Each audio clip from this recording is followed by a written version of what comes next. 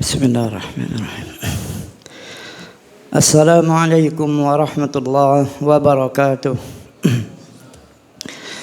Innal hamdalillah nahmaduhu wa nasta'inuhu wa nastaghfiruh wa na'udzu billahi min syururi anfusina wa min sayyiati a'malina. May yahdihillahu fala mudilla lahu wa man yudlil fala hadiya lahu. Asyhadu an la ilaha illallah wahdahu la syarika lah wa asyhadu anna Muhammadan abduhu wa rasuluh. Sallallahu wasallam wa baraka alaihi wa ala alihi wa sahbihi wa man tabi'ahum bi ihsanin ila yaumiddin.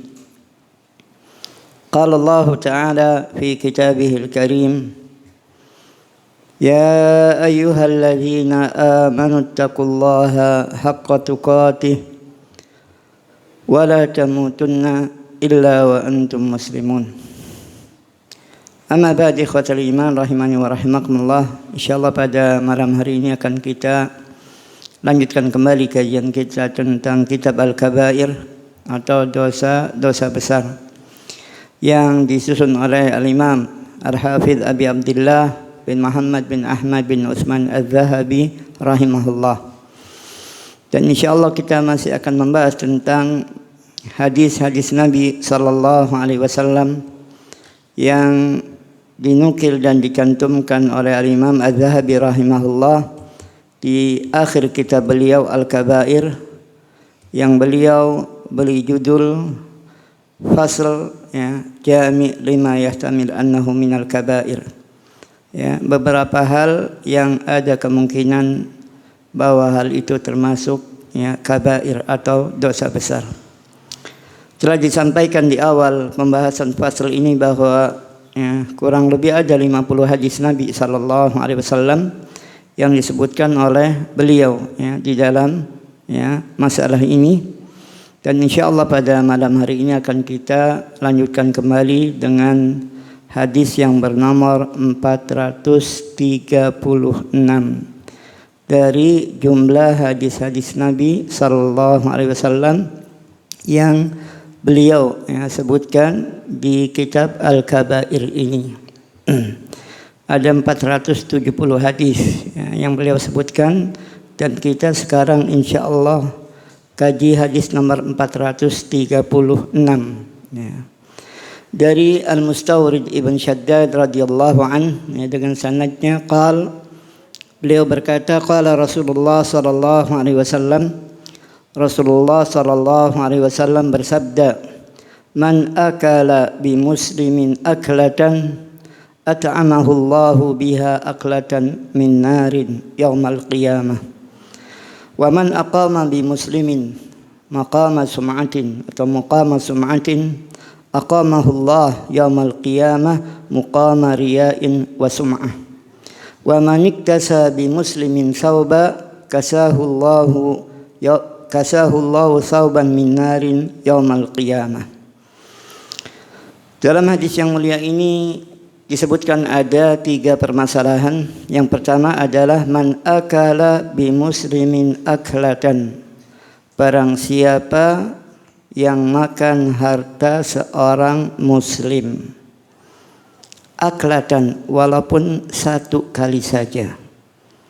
Maksudnya adalah makan tanpa izinnya, mengambil, ya, harta orang lain tanpa izinnya.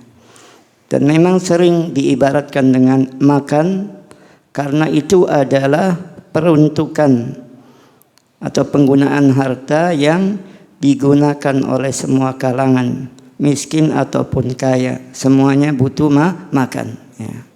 Maka barang siapa yang makan harta seorang muslim dengan cara yang tidak halal, ya, at'amahu Allahu biha aklatan min narin yaumal qiyamah, maka Allah Subhanahu wa taala akan memberikan makanan kepadanya dengan makanan yang dia makan tadi, ya, Allah berikan makanan min nar, ya, dari api, ya, waliyadzubillah. Yaumal qiyamah, pada hari kiamat. Maka tentunya itu adalah nar, ya, neraka, waliyadzubillah. Kemudian yang kedua, wa man aqama bi muslimin muqama sum'atin aqamahu Allah yaumal qiyamah muqama riya'in wa sum'ah. Barang siapa yang meletakkan atau memposisikan seorang muslim pada kedudukan atau kondisi, ya, keadaan sum'ah, maka Allah Subhanahu wa taala akan, ya, meletakkan dia juga pada hari kiamat pada kedudukan riya ataupun sum'ah. Kemudian yang ketiga, wa man iktasa bi muslimin thawba kasahullahu thawban min nar yaumal qiyamah. Barang siapa yang memakai baju seorang muslim, maka Allah akan memberikan pakaian kepadanya dengan baju dari api, ya, pada hari kiamat, waliyadzubillah. Itu salah satu lafaz riwayat hadis tadi yang disebutkan oleh Imam Hakim di dalam sahihnya dan beliau mensahihkannya. Ada riwayat yang sejenis dengan sedikit perubahan redaksi dari hadis yang mulia tadi. Yang pertama ada tambahan jahannam. Maka ini yang mengisyaratkan sebagaimana tadi Anda sebutkan, maksudnya adalah neraka. Man akala bi muslimin aklatan at'amahu Allahu biha aklatan min nari jahannam yaumal qiyamah. Barang siapa yang makan harta seorang muslim aklatan, dengan satu kali saja, at'amahu Allahu biha aklatan, maka Allah Subhanahu wa taala juga akan memberikan, ya, makanan kepadanya dengan satu kali makan min nari jahannam, dari nar jahannam, ya, waliyadzubillah, ya. Dan ini akan terjadi pada hari kiamat, ya. Wa man aqama bi muslimin muqama sum'atin aqamahu Allah yaumal qiyamah muqama sum'atin wa riya. Dan ini tidak ada tambahannya dari riwayat yang pertama tadi. Demikian juga riwayat atau lafaz berikutnya, wa man iktasa bi muslimin thawba kasahullah yaumal qiyamah thawban min nar yaum al-qiyamah. Maka riwayat yang kedua ini ada tambahan, ya, kalimat jahannam yang merupakan penafsiran, ya, dari, ya, riwayat yang pertama tadi. Kemudian riwayat yang berikutnya ada sedikit perubahan tentang urutannya. Yang pertama, man akala bi muslimin aklatan fa innallaha yut'imuhu mislaha min jahannam. Ini sedikit perbedaan dengan riwayat pertama dan kedua. Barang siapa yang makan harta seorang muslim dengan satu kali makan saja, fa innallaha yut'imuhu mislaha, maka Allah akan memberikan makanan kepadanya sepertinya, seperti yang dia makan dari harta seorang muslim tadi, min jahannam, dari jahannam.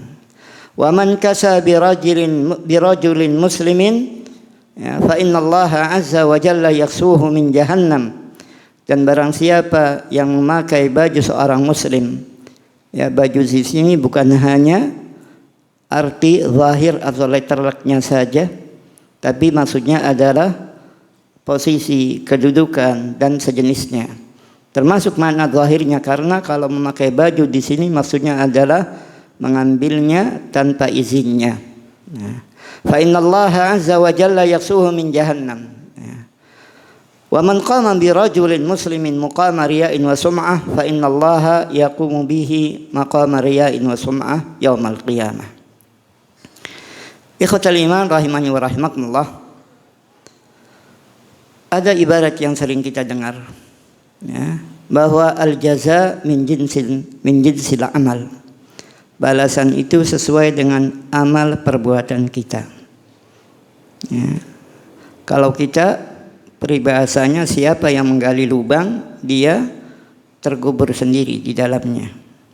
Ya, al-jaza min jinsi al-amal. Tokama tadinu tudan. Ya. Sebagaimana, ya, kamu, ya, memperlakukan seseorang, maka seperti itu juga kamu diberlakukan. Faman takasaba aw jalaba li nafsihi naf'an bil wuqufi a'radil muslimin. Nah, maka barang siapa yang dia berusaha untuk mengambil manfaat, ya, untuk dirinya, manfaat pribadi, dengan melakukan pelanggaran terhadap hak-hak seorang muslim, termasuk, ya, dalam masalah makanan, walaupun aklatan saja. Dan ini, ya, termasuk di dalamnya, ya, sangat disayangkan kadang-kadang ada sebagian, ya, kehidupan di pesantren atau di pondok yang karena satu dan lain hal seorang santri ataupun anak didik mengambil jatah makanan temannya. Dan ini juga berlaku di sekolah-sekolah yang memang memberlakukan, ya, full day, misalnya ada acara makan siang di sekolah itu, yang makannya mungkin dikelola oleh pihak sekolah misalnya. Kadang-kadang ada sebagian anak yang iseng ataupun lainnya mengambil jatah, ya, walaupun mungkin yang diambil nggak bakal satu piring penuh. Kalau lauknya 2-3 macam diambil satu misalnya. Maka barang siapa yang, ya, makan harta seorang muslim, ya, seorang mukmin dengan satu, ya, makan saja, dia mengambil atau mengambil manfaat untuk dirinya dengan merugikan orang lain. Apalagi yang dia lakukan dengan apa? Dengan menghina atau mengejek harta orang lain. Maaf, orang lain yang dia dengan itu mengambil manfaat untuk dirinya. Balasannya apa? Fa innallaha yut'imuhu mislaha min jahannam. Maka Allah Subhanahu wa taala akan memberikan makanan kepadanya, ya, dari neraka jahanam pada hari kiamat. Ya. Itu sesuai dengan perbuatan yang dia lakukan. Kalau ini berhubungan dengan hal yang kecil, aklatan, ya, satu kali makan saja ataupun satu porsi makanan saja, ya, at'amahullah, maka Allah Subhanahu wa taala akan memberikan makanan kepadanya, ya, dari api, dari neraka jahanam pada hari kiamat. Dan tentunya sangatlah berbeda jauh rasa antara makanan yang dia dapatkan di dunia dengan mengambil hak-hak orang lain yang memang zahirnya nikmat. Kalau memang yang dihidangkan itu hidangan yang nikmat. Dan kadang-kadang, ya, kasus tadi anak-anak sekolah ataupun santri tadi mengambil kalau memang lauknya enak. Kalau lauknya biasa-biasa saja mungkin dia berikan juga lauk dia, bosan misalnya. Seenak-enak apapun yang dia ambil dari harta seorang muslim tadi, ya, itu kalau dibanding dengan makanan yang akan dia dapatkan di neraka jahanam, ya, wal iyadzu billah. Wala ta'amun illa min ghislin, ya, di dalam satu ayat. Makanan yang tidak memberikan manfaat kepada yang mengkonsumsinya, tidak menghilangkan lapar, tidak juga menggemukkan badan, la yusminu wa la yughni min ju'. Ya, walaupun kadang-kadang banyak juga orang yang tidak mau gemuk karena makannya mau, gemuknya nggak mau. Makannya nggak sadar porsinya, tapi dia nggak mau gemuk misalnya. Karena memang salah satu di antara makanan yang tidak bermanfaat itu kalau la yusminu wa la yughni min ju', tidak menjadikan gemuk, ya, sehat di sini maksudnya gemuk sehat, ya. Wala yughni min ju', dan juga tidak menghilangkan rasa lapar darinya. Bahkan minumannya saja, ya, yashwil wujuh, bisa membakar dan menghanguskan wajah kita. Yang sering berurusan dengan dapur mungkin akan merasakan panasnya wajahnya apabila terkena umebnya air. Baru anginnya saja kadang-kadang sudah panas, ya. Muka kita, mata kita juga mungkin mengucurkan air mata karena panas yang tidak seberapa. Berapa maksimal? 100 Celcius kalau sudah mendidih misalnya.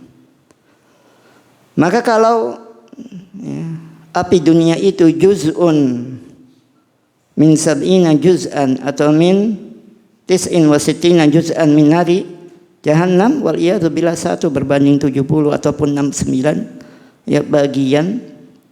Maka berapa kalau dikatakan 6.900 Celcius saja, hancurlah badan kita, wal iyadzu billah. Dan seenak-enaknya, ya, makanan dunia, ya, nasallahu al-afiyah, larinya kemana? Ya maaf, larinya ke pembuangan juga. Larinya ke pembuangan juga. Tidak jauh beda yang keluar dari manusia apapun yang dia konsumsi. Dan faedah di sini, Al-Quranul Karim bahasanya begitu halus. Tatkala menyebutkan pembelaan kepada Nabiullah Isa alaihi salam dan ibunya Maryam alaihi salam, bahwa keduanya bukanlah, ya, Tuhan, anak Tuhan ataupun yang melahirkan Tuhan, ya kan? Allah sebutkan bahwa keduanya itu kana yakulanit ta'am. Dua orang itu yang kalian sucikan, yakulanit ta'am. Dua-duanya memakan makanan. Dan kalau memakan makanan, maka konsekuensinya harus ada yang keluar dari yang dia makan tadi. Tapi kitab Al-Quranul Karim halus tidak menyebutkan itu. Itu difahami dari siyak, dari redaksi ayat difahami. Apakah seperti kedua orang itu pantas untuk dijadikan Tuhan sebagai tandingan bagi Allah Subhanahu wa taala, padahal keduanya masih membutuhkan makanan? Kana yakulani ta'am. Ya. Baik, kita lanjutkan pembahasan hadis yang mulia ini. Ya. Kemudian di syarah hadis, ya, syarah yang menyebutkannya nomor 3 terlebih dahulu, ya, yaitu yang menyebutkan tentang wa man iktasa bi muslimin sauban kasahullahu sauban min nar yaumal qiyamah. Dan barang siapa yang memakai pakaian seorang muslim, ya, maka Allah Subhanahu wa taala akan memberikan pakaian kepadanya sepertinya pada hari kiamat. Ya. Maka siapa yang memposisikan dirinya atau menjadikan dirinya menempati posisi seorang muslim padahal dia tidak berhak dengan posisi itu, seakan-akan dia memakai pakaian temannya tadi, ya, padahal tidaklah boleh baginya untuk memakai pakaian temannya tadi kecuali dengan izinnya. Itu kalau pakaian zahir. Tapi kalau pakaian tadi maksudnya adalah kedudukan, ya, tempat, ya, istimewa ataupun yang lainnya, maka tidak gampang seseorang yang sudah memiliki kedudukan tadi, ya, kemudian, ya, memberikan begitu saja kedudukannya, posisinya kepada orang lain, apalagi diambil dengan cara yang tidak sah, dengan cara yang tidak syar'i. Ya. Apalagi sampai dengan melukai, menodai kehormatan seorang muslim tadi, baik dengan ucapannya ataupun dengan perbuatannya, ya.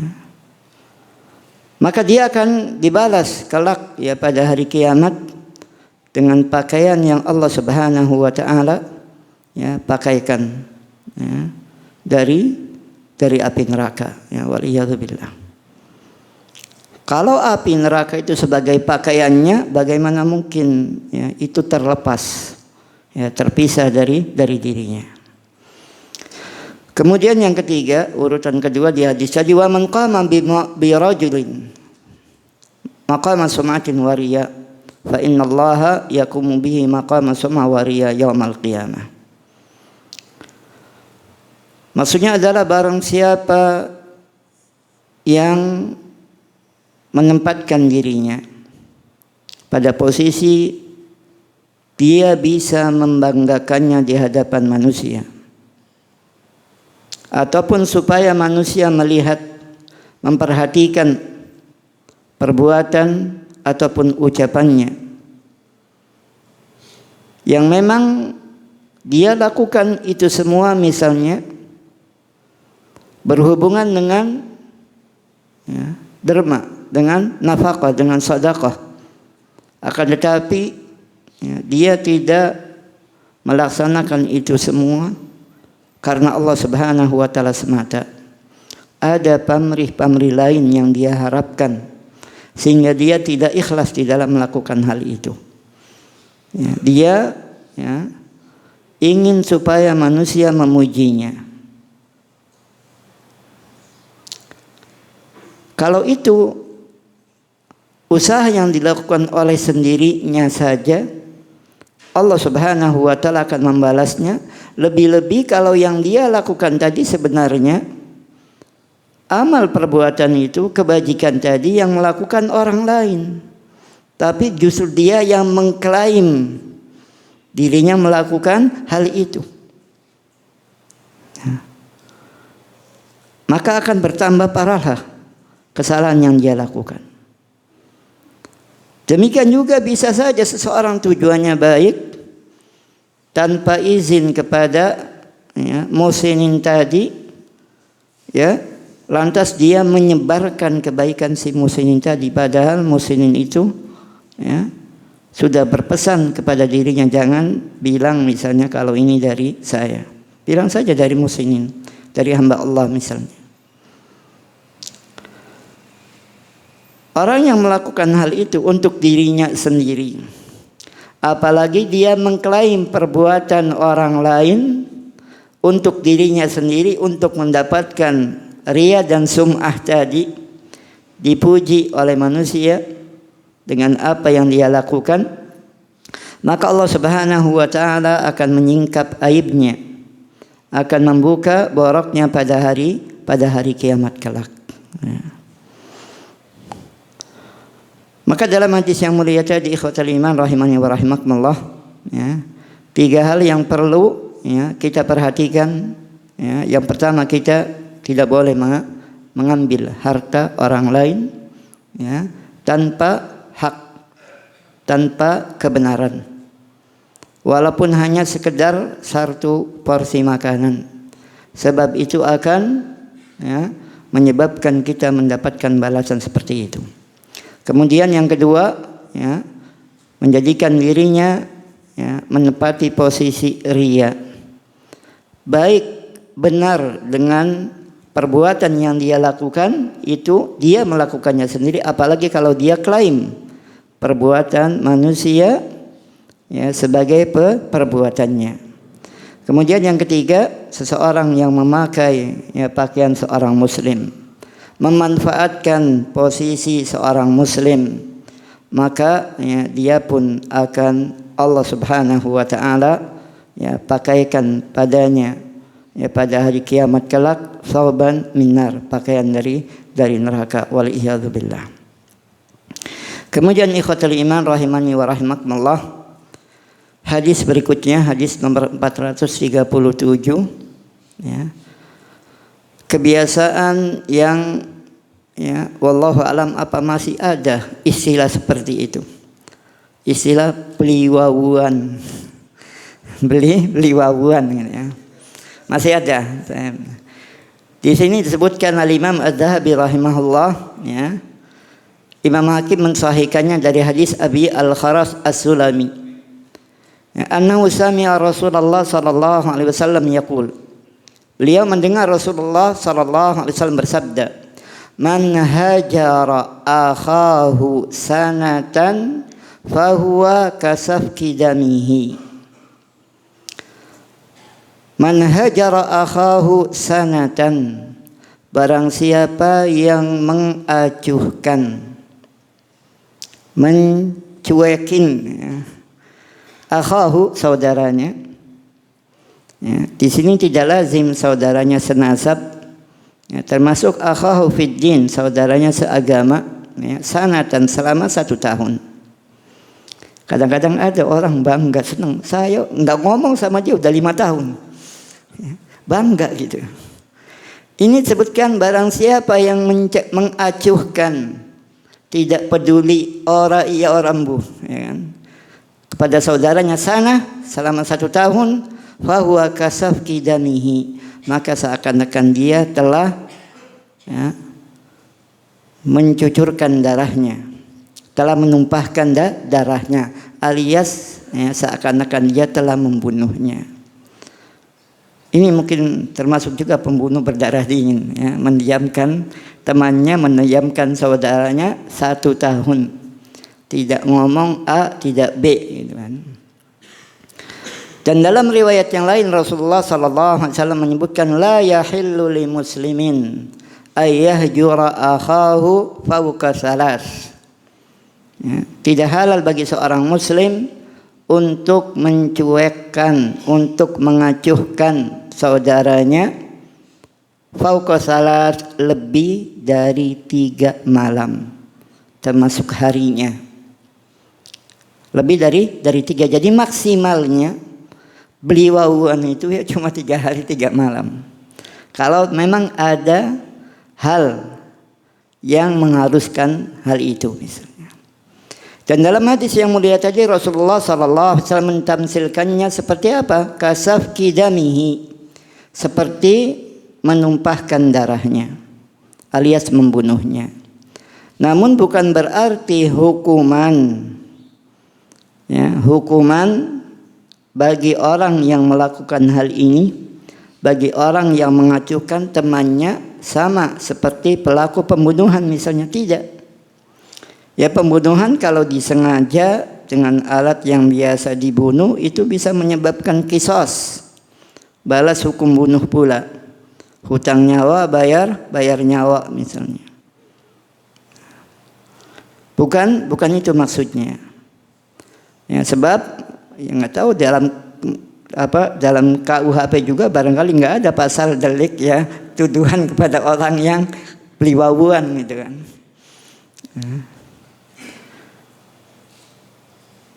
Ditamsilkan seperti itu karena apa? Ya karena perasaan yang diderita oleh orang yang diacuhkan oleh temannya tadi.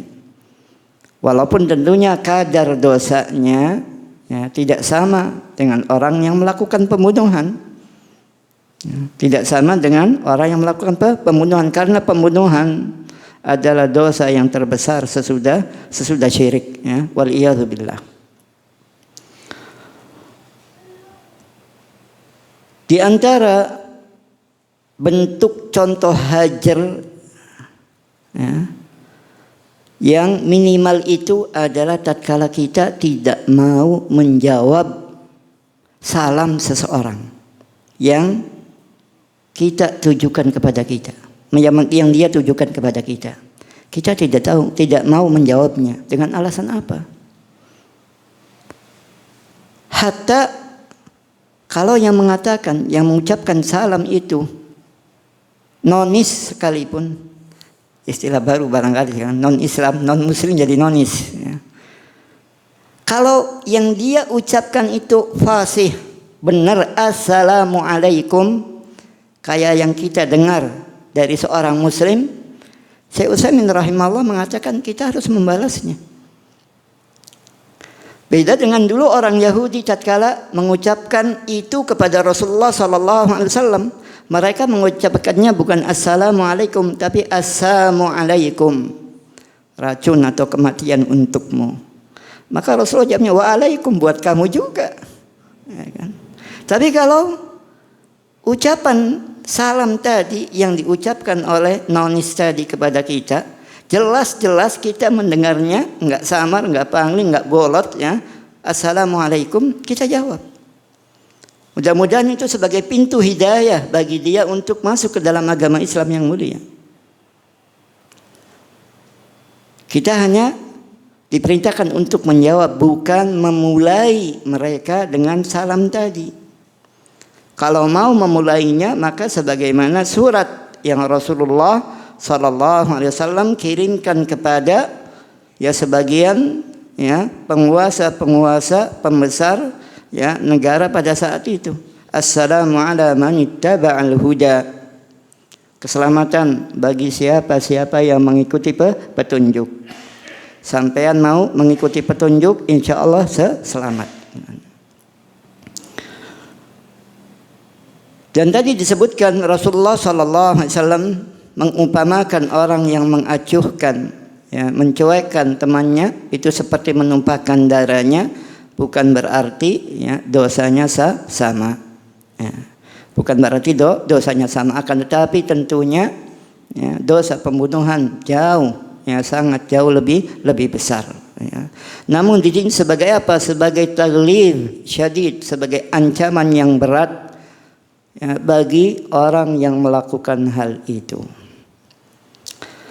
Kemudian ikhwatal iman rahimani wa rahimakumullah, kalau dalam riwayat tadi yang saya nukil bukan dari kitab Al-Imam Az-Zahabi sendiri, yaitu la yahillu li muslimin ay yahjura akhahu fawqa salasin, tidak halal bagi seorang muslim untuk menghajar, untuk mengacuhkan temannya, saudaranya lebih dari 3 malam, itu apabila sebabnya di antara mereka adalah masalah pribadi. Masalah pribadi, urusan dia dengan temannya tadi berhubungan dengan pergaulan sesama mereka. Maka ini maksimalnya 3 hari. Maksimalnya 3 hari. Kalau sudah 3 hari, harus berdamai, harus wawan kembali. Dan indikasi memutuskan pengacuan tadi minimalnya apa? Dia mau memberi salam kepada teman yang telah dia cuekkan tadi. Karena di dalam salam itu, kalau dikatakan lebih dari permintaan maaf, lebih. Karena di dalamnya ada doa keselamatan bagi temannya tadi. Kalau dia sudah mau mendoakannya, maka insya Allah dia juga sudah memaafkannya. Itu mafhumnya. Dan memang tatkala dia mulai mengucapkan salam, dia tanda kutip pengen wabuan lagi. Dan dalam hadis yang diriwayatkan oleh Abu Hurairah radhiyallahu anhu menyebutkan tentang kelanjutan kasus tadi, fa idza marrat salasatu ayyam, apabila sudah lewat 3 hari, falyalqahu falyusallim alaihi, hendaklah dia menemuinya dan mengucapkan salam kepadanya. Fa in radda alaihi salam faqad ishtaraka fil ajr. Kalau yang diberi salam tadi menjawab salamnya, kedua-duanya mendapatkan pahala. Berserikat bareng-bareng dapat pahala. Tapi kadang-kadang itulah manusia. Kemarin saya salam berapa kali nggak pernah dijawab, enggak, sekarang juga dibalas. Akhirnya nggak selesai. Terus beli bauan. Dan Rasulullah sebutkan kelanjutannya, wa illam yarudda alaih faqad bari al muslim minal hijrah.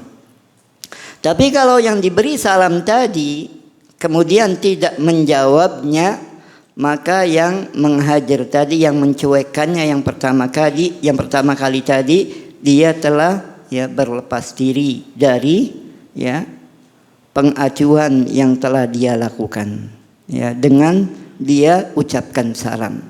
Tapi kalau temannya menjawab tadi, mungkin sesudah itu bukan hanya sekedar salam. Mungkin sesudah itu salam-salaman.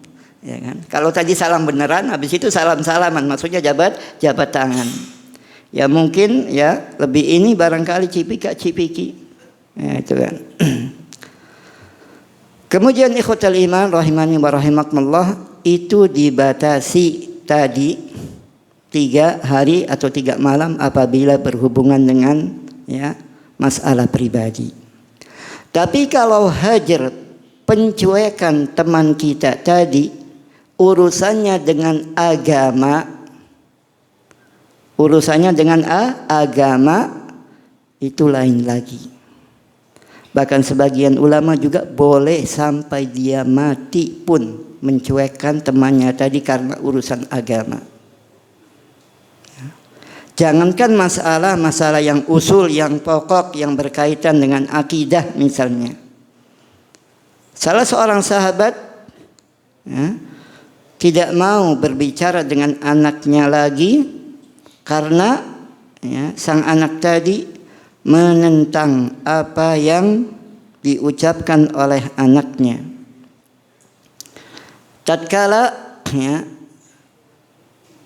sang ayah menyebutkan hadis dari Nabi SAW tentang larangan bagi seorang laki-laki untuk ya, melarang ya, wanita-wanita yang berada di bawah pemeliharaannya, istrinya ataupun anak-anaknya, untuk pergi ke masjid. Rasulullah memang melarang kita untuk melarang mereka. La tamna'u ima Allah masajidallah, atau kama qala sallallahu alaihi wasallam. Janganlah kalian larang ya kaum wanita ima Allah. Ima itu jamannya amah, budak wanita. Dan semua kaum wanita adalah budak ataupun hamba Allah Subhanahu wa taala. Jangan kalian larang mereka dari masjid-masjid Allah. Maksudnya untuk salat berjamaah. Tapi syarat dan ketentuannya berlaku. Jangan pergi salat jamaah ya, dandanya kayak kondangan misalnya. Semua orang lirik misalnya. La tamna'u ima Allah masajidallah. Karena memang pada saat itu ya wanitanya tanda kutip masih waras. Enggak ada yang ya mencari perhatian suami orang. Ya kan? Tapi sang anak ya tatkala mendengar itu, karena zaman sudah sedikit bergeser. Ya, padahal masih ya tidak jauh dari masa Rasulullah SAW.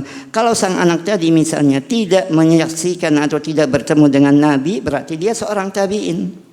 Maka dia karena melihat sebagian wanita saat itu sudah berubah, tanda kutip, dia mengatakan, wallahi la namna'ahunna, demi Allah aku akan larang mereka. Aku akan larang mereka untuk pergi ke masjid. Bukan karena ya, tidak mau istri ataupun anak-anak mereka mendapatkan keutamaan sholat di masjid, walaupun tetap sholat wanita itu di rumahnya lebih utama daripada sholatnya di masjid. Jangankan Masjid An-Nur ya, Masjid Nabawi sekalipun ya. Imamnya siapa? Imamnya Rasulullah SAW. Rasulullah masih katakan buyutuhunna khairul lahunna. Rumah-rumah mereka itu lebih baik bagi mereka. Lebih baik, bisa jadi pahalanya lebih besar, wallahu alam. Yang jelas lebih baik. Itu Masjid Nabawi. Imamnya Rasulullah. Masjid yang lain tidak ada keutamaan seperti itu ya. Tapi kalau anak ataupun istri kita minta izin, ya jangan kita larang. Maka tatkala anak menjawab dengan itu, dengan tidak mengemukakan alasannya terlebih dahulu, mungkin kalau dikemukakan dulu, Pak ya, Abi, sekarang wanitanya begini-begini, akan saya larang, khususnya misalnya keluarga saya. Mungkin ayahnya juga tidak akan bertindak ya, misalnya keras. Tatkala sang anak mengatakan wallahi la namna'ahunna, demi Allah aku akan larang mereka. Maka sang ayah menjawab, nah, wallahi la ukallimuka abada, demi Allah aku tidak akan berbicara kepadamu selamanya. Karena apa? Aku jelaskan, aku ceritakan kepadamu hadis Nabi SAW, sementara kamu bantah dengan ucapanmu. Itu yang sang ayah pahami. Sang ayah memahami bahwa sang anak tadi menentang, membantah hadis Nabi SAW. Maka kalau yang seperti itu, hajar yang dilakukan kepada orang-orang seperti itu tidak ada masalah, walaupun lama, sampai muncul, timbul atau keluar dari orang yang melakukan hal itu rujuk kembali kepada al-haq ataupun kepada kebenaran, yaitu hajar terhadap ahli bid'ah. Apalagi bid'ahnya bid'ah yang mukaffirah, bid'ah yang menjatuhkan pelakunya ke dalam kekufuran, wal iyadzu billah. Bahkan Rasulullah SAW juga pernah menghajar, memboikot, mengacuhkan sahabatnya yang tidak ikut serta dalam perang Tabuk. Diacuhkan selama 50 hari. 2 bulan kurang diacuhkan. 3 orang sahabat radhiyallahu anhum yang mereka jujur tatkala mengungkapkan alasannya kepada Rasulullah SAW tidak ikut serta dalam perang Tabuk. Walaupun konsekuensinya pahit, diboikot oleh Rasulullah SAW selama 50 hari. Bukan hanya Rasulullah SAW saja, tapi juga Rasulullah SAW menyuruh para sahabat radhiyallahu anhum untuk menghajar mereka, untuk mengacuhkan mereka. Dan sesudah 50 hari turunlah ayat yang mulia yang ada dalam surat At-Taubah ayat 118 yang menjelaskan tentang diterimanya taubat ketiga sahabat yang mulia tadi.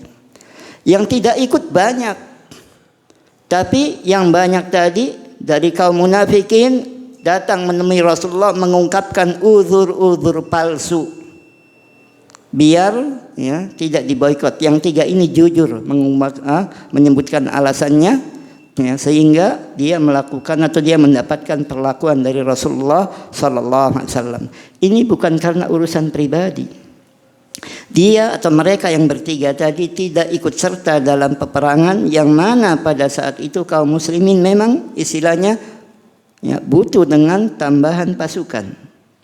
Yang jelas tidak keluarnya dia untuk tidak ikut serta berjihad padahal tidak punya uzur syar'i merupakan mujaharah, termasuk perlawanan terang-terangan dengan apa yang dilakukan atau yang diperintahkan oleh Rasulullah sallallahu alaihi wasallam.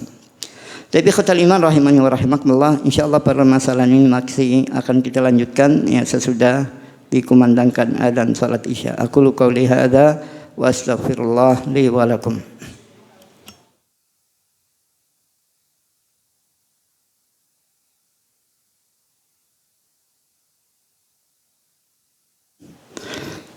Bismillah, alhamdulillah, wassalatu wassalamu ala rasulillah wa ala alihi wa sahbihi wa mawalah wa la hawla wa la quwata illa billah wa ba'd.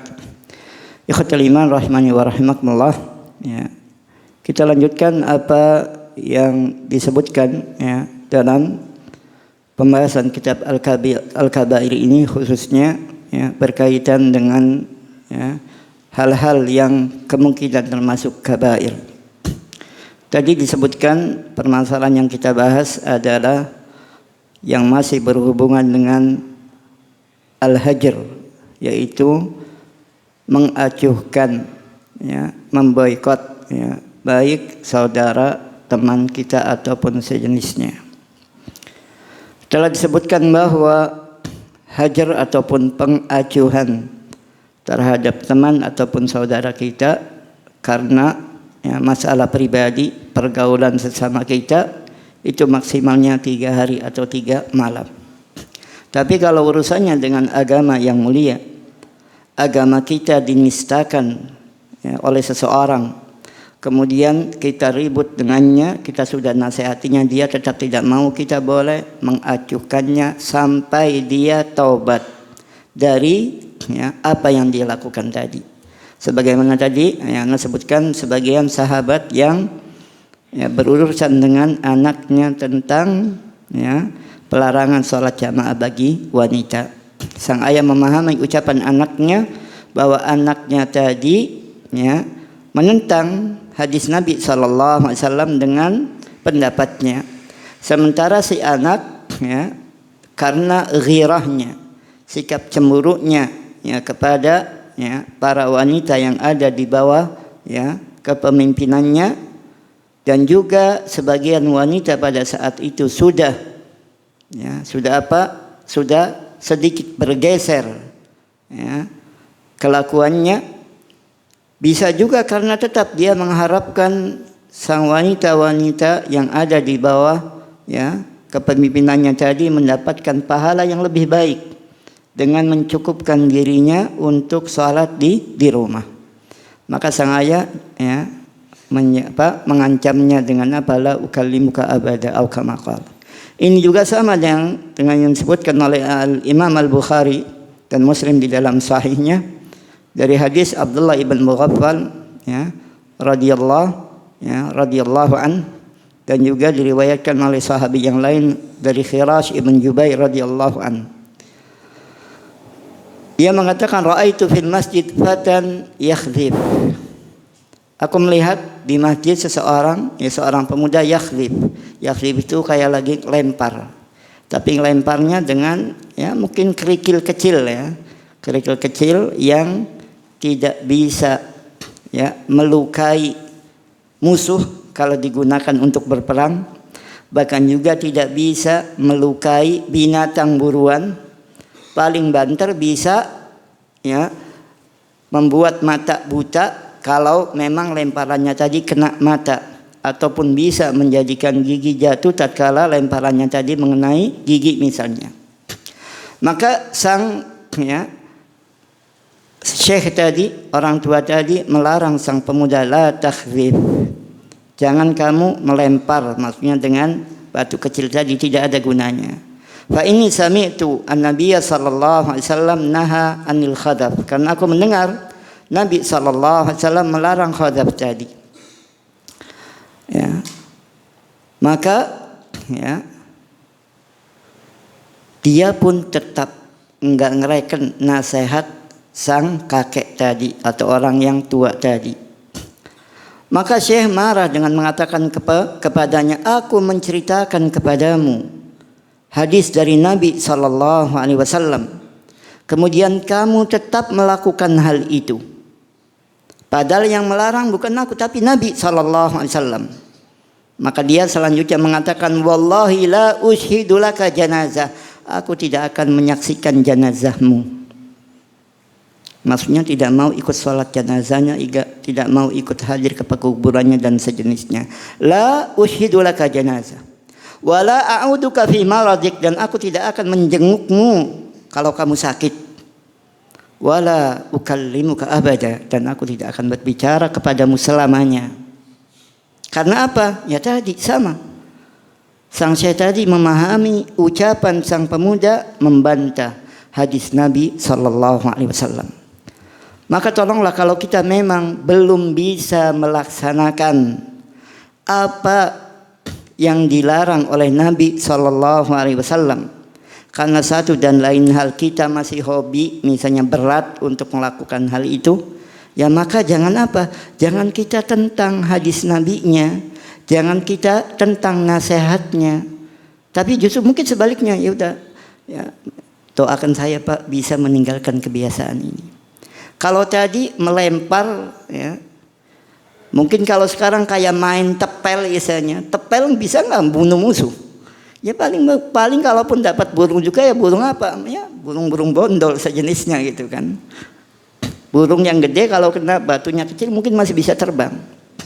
Apalagi permainan-permainan yang memang tidak ada manfaatnya sama sekali. Apalagi kalau justru yang lebih dominan adalah mafsadatnya misalnya. Ya, maaf saja. Ya.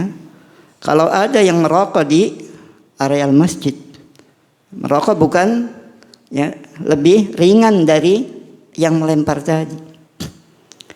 Demikian juga mungkin barangkali ada yang nekat saking ramainya main catur di masjid misalnya. Lebih-lebih. Nah, ini mungkin kita tidak sadar main caturnya jelas-jelasan ada papan caturnya. Kadang-kadang sembunyi-sembunyi kita tidak takut, kita bawa HP, di HP-nya ada aplikasi catur. Ya. Di HP-nya kita tonton hal-hal yang enggak benar. Kalau mau nonton bola pakai HP ya jangan di masjid, Mas, gitu kan. Silakan mau nonton pakai HP silakan, tapi jangan di masjid. Ya. Apalagi pakai wifi masjid misalnya. Allah Ustaz. Ya kan? Ini hanya dengan khadhafa, melempar batu kecil. Ditegur oleh Syekh karena Rasulullah melarang hal itu. Ya. Jangan sampai kita gunakan masjid untuk hal-hal yang tidak sesuai dengan fungsi masjid. Kemudian tatkala ada yang misalnya mengingkari perbuatannya, mengingatkannya, bukan justru terima kasih, tapi justru ya marah, malah dia yang marah mungkin akhirnya dia dulu yang ngejak ngababuan misalnya. Maka kita jangan terbawa emosinya, tetap saja ya. Kita salam kepada dia. Kalau 3 hari biar dia sudah adem, barangkali nanti 3 hari sadar. Dia minta maaf misalnya kepada kita. Ya, kalau 3 hari nggak sadar, ya kita yang mulai misalnya. Dan kadang-kadang ya maaf, saya mendengar tidak sedikit dari banyak orang, ya mungkin termasuk di antara ya istilahnya bukan hanya mahasiswa tapi juga ya kayak tenaga kerja ya, Indonesia yang bekerja di Saudi ataupun sejenisnya. Beda ya mental ya. Penduduk ya plus 62 ini dengan mental sebagian barangkali orang Saudi tatkala dinasehati dengan kemaksiatan atau kesalahan yang mereka lakukan. Kasusnya gampangnya ya masalah rokok. Gampangnya. Di sini kalau ada orang rokok kita nasihati apalagi sampai kita katakan haram, udah ucapan dia jawabannya itu bisa panjang banget. Banter-banternya nanti kiai itu saja masih ngerokok, kamu siapa? Itu pol-polnya. Kiai, ya ustadz itu saja masih ngerokok misalnya. Ya. Lain dengan mental sebagian orang-orang Saudi, orang awamnya sekalipun. Tatkala diingatkan, pertama kali jazakallah khair. Jazakallah khair, terima kasih. Semoga Allah memberi kebaikan dengan nasihatmu. Tolong doakan saya supaya saya bisa meninggalkan rokok. Jarang kayaknya kita temui orang di sini kalau kita nasihati, ya jawabannya seperti itu. Jawabannya paling lawan, ya kan? Jawabannya lawan. Ada yang kita nasihat, jawabannya tolong bantu saya, doakan saya, terima kasih dengan nasihatnya dan tegurannya. Saya ya yakin ya tahu ini haram, tapi saya masih kalah dengan setan dalam masalah ini. Ngaku dengan kesalahannya masih mending. Kalau kemudian menjustifikasi, ini kan berbeda pendapat ulama. Kan ada juga yang bilang makruh. Ya kalau makruh itu apa? Makruh itu dari bahasa mubghad, mabghud yang dibenci. Ya. Terus kalau dikatakan segala amal perbuatan yang baik itu kita dianjurkan untuk memulainya dengan basmalah. Ya, semua perbuatan baik kita dianjurkan untuk memulainya dengan basmalah. Kalau kita cuma bagi perbuatan baik apa jelek. Ana tidak pernah melihat sekalipun hatta seorang kiai pun tatkala mau merokok ada yang bismillah terlebih dahulu. Ada yang pernah lihat? Bismillah. Enggak pernah Ana lihat. Berarti perbuatan apa ini? Itu saja. Ya, ada tidak? Atau lebih dari itu? Kalaupun ada yang melakukan itu tatkala minum khamr, itu istihza. Jatuhnya lebih berat lagi. Istihza biddin bisa menjatuhkan seseorang ke dalam kekufuran, ya, yang perinciannya butuh banyak. Tadi ada nggak yang jekres bismillah? Belum lihat kan? Belum lihat. Termasuk pondok-pondok yang melegalkan rokok sekalipun kiainya itu nggak ada yang contohkan santrinya kalau mau rokok juga bismillah dulu, kayaknya nggak ada pelajaran itu. Ya, Allahul musta'an. Tapi ikhwatal iman rahimani wa rahimakumullah, ya mungkin ini yang bisa disampaikan pada kesempatan malam hari ini, dan insyaallah akan dilanjutkan dengan hadis-hadis berikutnya. Qul qouli hadza wa astaghfirullah li wa lakum. Subhanakallahumma wa bihamdik asyhadu an la ilaha illa anta astaghfiruka wa atubu ilaik. Wassalamualaikum warahmatullahi wabarakatuh.